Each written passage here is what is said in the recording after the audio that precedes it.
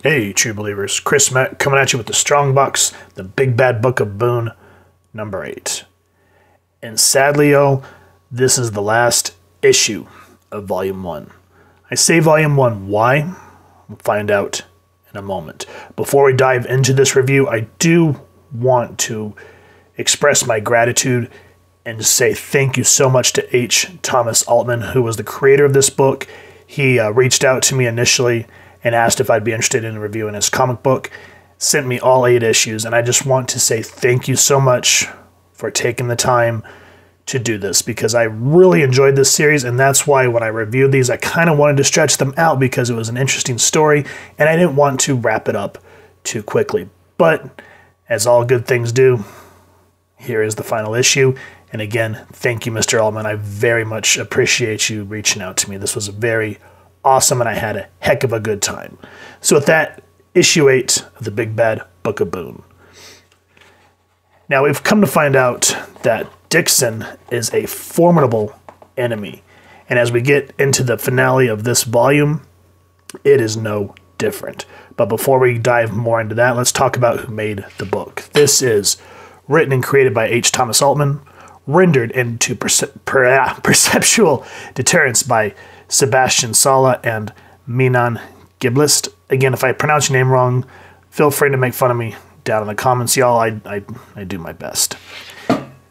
Now, this book takes place in the 80s, which I kind of glad it kind of took away from all the modern technology. So when you meet the savants and they kind of have the anti-beyond and their special abilities, it makes it a little more special instead of being in modern times where, you know, everyone has all this technology to kind of match that of the mysticalness. So that was a very cool idea. Dixon, as you can see, is a man on a mission. He's already raged through so many people in this book. And that's one thing I thought was kind of interesting, is how you get to kind of know characters, but no one is safe. Just how characters should be in comics. That's why when we reviewed the Joker War, I was really frustrated. I don't know if that was a decision on Tynion's end or, you know, the higher-ups at DC that would not allow him to kill off the Joker, which I thought would have been a great poignant end and kind of move Punchline up because it was a new fan favorite. But I guess just afraid to take chances. So here, I'm glad that Antarctic Press allows their creators to do basically what they want. And Dixon is just one of those characters where you think someone's safe. Oh, no, my friend. Oh, no. So now, he's on revenge because Frank Boon is close to the last of this savants circle that's going to take down this biter cult, essentially, is what they are. And he is ready to finish it off. So here we are. We have, I always forget her name when I need it. Hold on. It's right here. Where is it? She's basically bait, but why can I not remember her name? That is beyond me. But Pelwood, there it is. I knew it would come to me. Sometimes I just have to have you guys bear with me.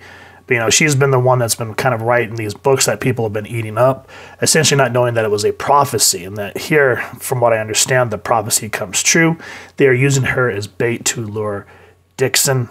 And as she runs away, I love how we get this moment of Frank Boon in the back of this Monte Carlo, double-barrel shotgun in hand, and he goes, "This old lion feels like a young commander again, heading to war against a threat greater than all the Viet Cong I ever faced, even during the Battle of Hue. I may not be outgunned, but I'm way outclassed." Teaming up with what to appear to be the next best thing to a South Vietnamese revenge squad in search of the world's worst known communist sympathizer. So I like that we kind of go back and use a little bit of history here, because during the, the 80s, 70s, I even think the 60s is when, I can't remember if it was the tail end of the 50s or the beginning of the 60s when the Cold War era began with JFK. Because I don't think Nixon was part of that. Let me know down in the comments. I'm not a huge history buff. But, the whole thing between us and Russia. And so, there would be people that would be labeled communists, and it became a big thing. If you go back and watch a lot of movies from that time, you'll see what I'm talking about. One of my favorite examples of that would be Clue with Tim Curry. If you've not ever seen Clue, excellent film. But here, I'm glad that Altman uses the correct references here in 1980, because the Berlin Wall and all that didn't really... I think it fell in, 89? The tail end of 89, I think it was. So yeah, just very cool that they were able to use that. And again, just the action. I mean, this is what keeps you going. And I like how, as all this is happening here in Chugwater, you see this, the smokestack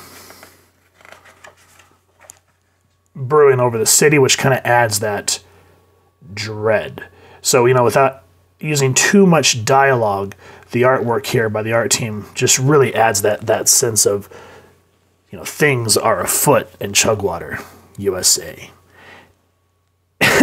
And, I like how O'Malley, the woman, she's driving, and, because she's from another plane of existence, her and Eli, they don't really understand a lot of modern technology, so Boon here is trying to get her to hold straight so he can get a running shot at Dixon, not Nixon.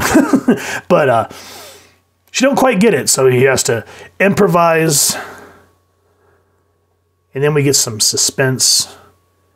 He's thinking that Pellwood here is going to die, and she's like, my Pell light will shine for all time. You will get a human death. And even though we have seen Dixon's face, I like that when he's wearing his hat, his eyes like this are always shadowed. It just really adds that the sense of other, as you call it, to make him look otherworldly. Even though he is otherworldly, again, just being able to artistically show it. And I don't know if this was Altman's intention. For those of you that have read this book and understand it a little bit more than I do, let me know. But the way that they drew Dixon, he to me, looks like a dark mirror version of Frank. And that's just my take on it. Let me know what you guys think. But in terms of storytelling, it makes sense because, Boon's supposed to be the one that brings the savants together and is supposed to end all this stuff that Pellwood has foretold. And so just having like this evil version. But it's never been brought up in the dialogue, especially when he killed the police chief. He didn't say, Frank, is that you? Or anything like that. So I think maybe it's just supposed to be subtle art hints. But I mean, if you just kind of look at close-ups of Boon and then go back to this, you'll see what I'm talking about. And just ultra violence ensues. But Dixon, he reminds me kind of... I never read the Jessica Jones comics, but I watched the Netflix series, which I wouldn't advise it. But Dixon reminds me of the villain. I cannot remember his name. But it was like, no matter what Jessica and her team did, that SOB would just not die. Dixon is the same here. It just seems like every time you think you finally have the upper hand, he always has one other way of destroying you. So Eli goes to duel with him with this foil slayer, and I can't remember the name of the blade. It's called the spider something or other, but it's a really interesting blade on Dixon's side because it can mutate into anything. Like he throws it up into the roof, and you're like, wait a minute. And you start to see it growing legs. And again, I don't want to spoil the book too much, but the way this spider mutates, it is just something else. And so O'Malley, Boon, everyone's just finally to the point where, okay, Dixon is going to die, whether the bad guy likes it or not. And there's just some really great moments with the characters. I love how Pellwood here throws his big-ass 44 Magnum to him, and just that, all the action lines there, and he grabs his gun in like that moment of triumph. And I like how Frank kind of brings, in just a few lines of dialogue, he's able to kind of wrap up what some of the other issues where you're not too sure what was going on. It wraps things up nicely in how Dixon was trying to mess with him mentally to break him down. But as we saw in the prior issue, where we just all of a sudden get a flashback of Frank Boon, we see that he's the type of man that does not get easily rattled, and when he does, he's able to snap back and just use the the logic and the moral compass that his parents gave him to just not give in to what evil was trying to do to him. And that's what made him such a formidable foe for Dixon. Now, as I said, this is the end of Volume 1. And the way it kind of ends with him and Pellwood, I'll let you guys, if you want to pause it and read it, but I was just kind of like, well, that's kind of random, because Pellwood, her age just seems very ambiguous.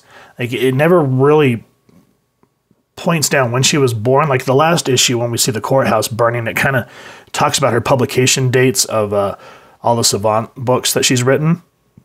But it's still, you mean, you look at her here, and she doesn't look, 70, 80. She looks maybe 40, 50 maybe. But the same with Frank. You can kind of see that he was a child of the Great Depression. You can tell he's an older gentleman, but again, it's not pinpointed. So I kind of like that ambiguity of the characters.